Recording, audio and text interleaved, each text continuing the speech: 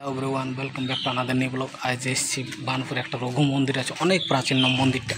সেই মন্দিরটাকে এসেছি, এই মন্দিরের সামনের গেটটা বটে। আগে আমার মন্দিরটা আছে। এই দেখো বন্ধুরা, মন্দির ঢোকার গেটটা। জয় বাবা রঘুনাথ ও সনাতন চৌবে মানতে এর স্মৃতির উদ্দেশ্যে এটা গেটটা দিয়েছে। আর এই দেখুন ভিতরে যাওয়ার গেটটা খোলা থাকে, যে কেউ আসতে পারো। আর এই হচ্ছে ভিতরটা। এই যে মন্দিরটা, এটা অনেক প্রাচীন মন্দিরটা, দেখে বুঝতে পারছো তোমরা।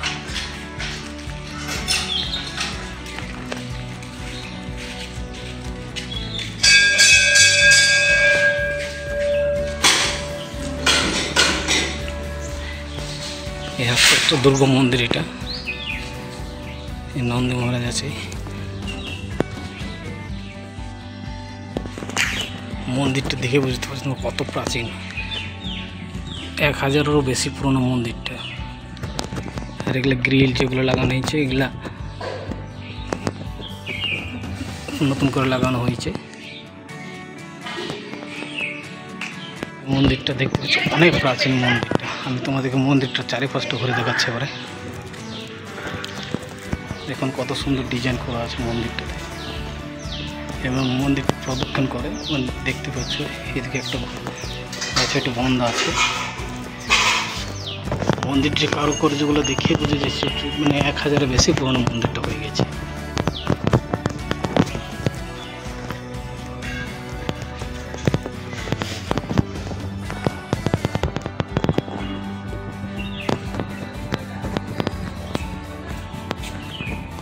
দেখো মন্দিরটা,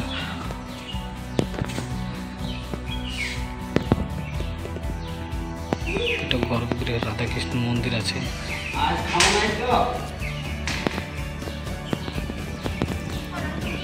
একটু ভিতরে যেতে পারি কাকু, একটু ভিতরে সামনেটা, এই সামনেটাতে।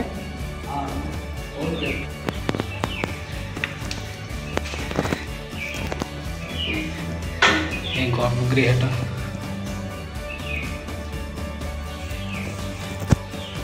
আর মন্দিরের কারুকার্যটা দেখুন বন্ধুরা, অনেক সুন্দর আছে। অনেক বিভিন্ন পুরনো ডিজাইনের মন্দির করা আছে। এই সামনেটা দেখুন,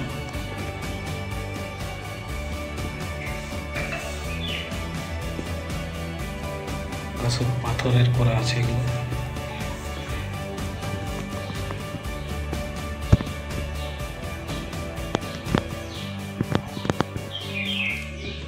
বন্ধুরা মন্দিরটা আমার পেছনে রয়ে গেল।